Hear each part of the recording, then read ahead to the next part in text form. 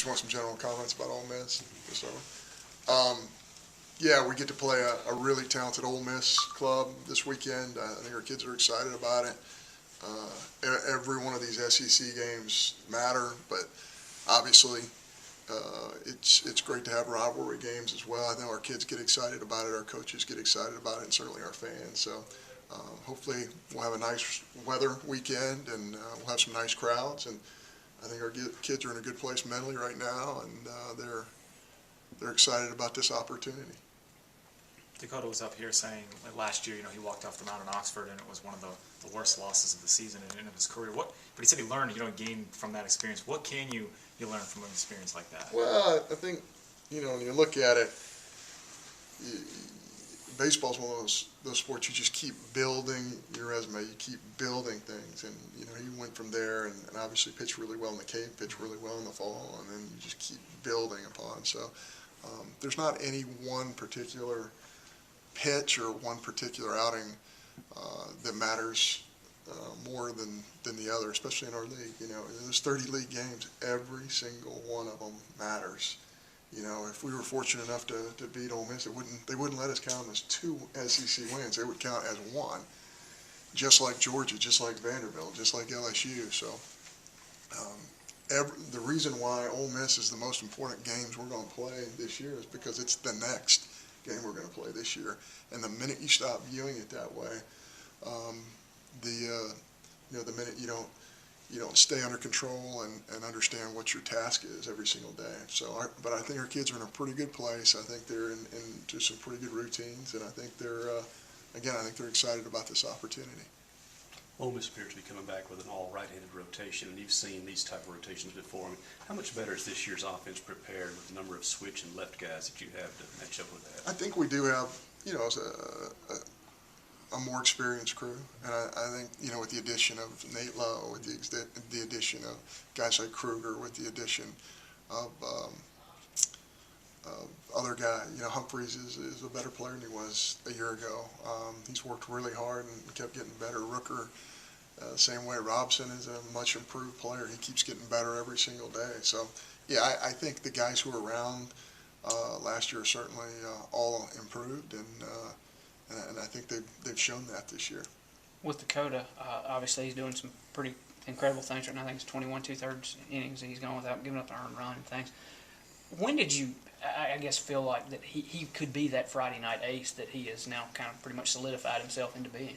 I think his third or fourth time out in the Cape, a good friend of mine who's a cross-checker for a major league organization called me up, and he said, "Hey, I just saw your guy pitch, and he was throwing this cutter, and I saw this and I saw that." And I think, again, I've mentioned this many times. I think when you're allowed to go off on your own and play against very good competition and have a great experience in the summer, I think you can really find yourself. And I think Dakota's a classic example of that. I think Chris Stratton was very, very similar. I think he came from back from the Cape Cod League, had a great junior year, and really kind of became really independent about his own things that he was doing, and I think there's no question in our minds that he needed to go out and find some things out about himself this summer, and that's exactly what happened.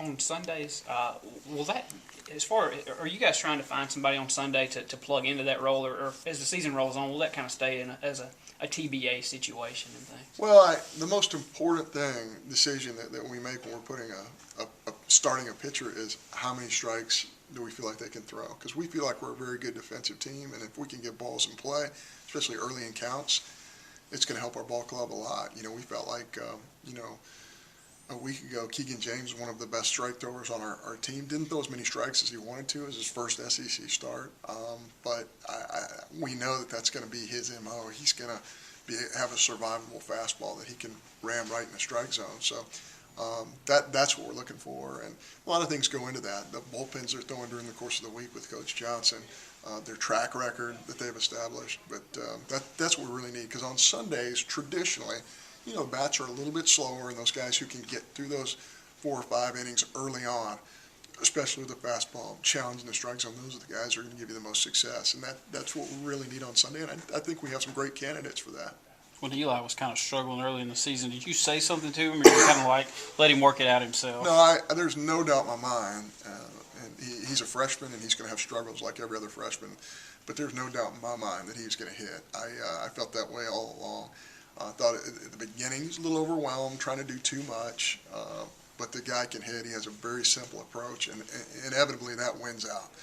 The more simple you are with your approach on the mound defensively and at home plate, you're going to have success, and I think that's what he's been able to do. I mean, what is he, like 10 for his last 13? I don't know the exact numbers, but I could really see that because I saw glimpses of that in the fall and the early portion of the spring. The guy can just hit, and he's never going to see that breaking ball going away from him, and that's a huge advantage as a hitter as well. Nilo kind of mentioned that you had told him that it's just a marathon, and you're going to stub your toe sometimes. You just have to push through it. I mean, is that what you're kind of telling the other freshmen too? Yeah, sure. With Nate Lowe, I felt like he had swung the bat through the first 50 or 60 at bats of the year. I felt like his at bats were as good as anybody on our whole team. He just didn't have that batting average to go with it. I think batting averages, especially in college baseball, can be really overrated. It's the quality of your swings. You hit balls hard right at people. Are you not swinging and missing a ton? And I think Nate's been one of those guys. But yeah, I think it's really difficult in our sport to tell somebody, hey, you're going to play every day. It doesn't matter if you go 0 for 50 and strike out. It's hard to tell kids that because you have so many kids on your bench who are working their tail off to get their opportunity as well.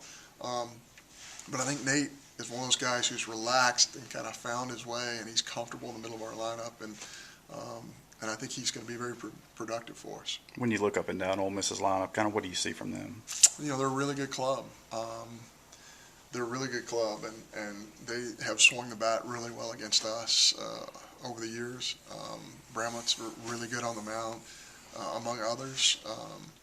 I think they have a really nice blend of speed. I think they have one of the better shortstops, especially defensively, in our league. I think he's a tremendous player. And he has always, for whatever reason, swung the bat better against us than other teams. He's done it, the Robinson kid. He's just done a great job. So, I think they're a very, very good team. They're an SEC caliber team. I think that's as high a compliment as you can say.